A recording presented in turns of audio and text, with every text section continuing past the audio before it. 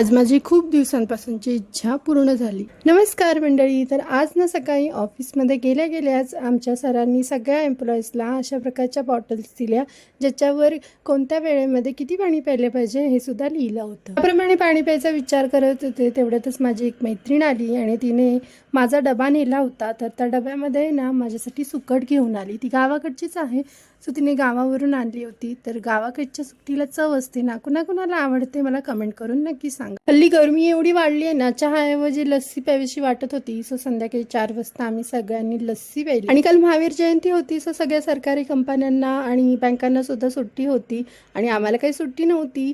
So काल 10 तारीख होती, 10 तारखेला दर महिन्याची सॅलरी होते। काल काही सॅलरी नाही झाली, सो आज झाली। सो आम्ही सगळ्या फ्रेंड्सनी ऑफिस सुटल्यानंतर शेवपुरी खाऊन पार्टी केली। घरी जाताना भाजीच्या दुकानातून भाजी घेताना माझी नजर आंब्यांवर पडली। म्हटलं आज काय का असेना आंबे घ्यायचे। रोज म्हणत होते आज घेऊया उद्या घेऊया, पण आंब्यांचा सीझन आला, आंबे काही आजपर्यंत खाल्लेच नाहीत। दिवसांपासूनची आज इच्छा मी पूर्ण केली, पण अनफॉर्च्युनेटली आज आम्ही चिकन बनवलं होतं घरी। आज शुक्रवार आहे म्हणून, पण चिकनवर काय आंबे खात नाहीत, सो आज काय आंबे नाहीच खाल्ले। पण शेवटी आंबे माझ्या घरी आले, त्यामुळे मला खूप आनंद झाला होता। चलो बाय।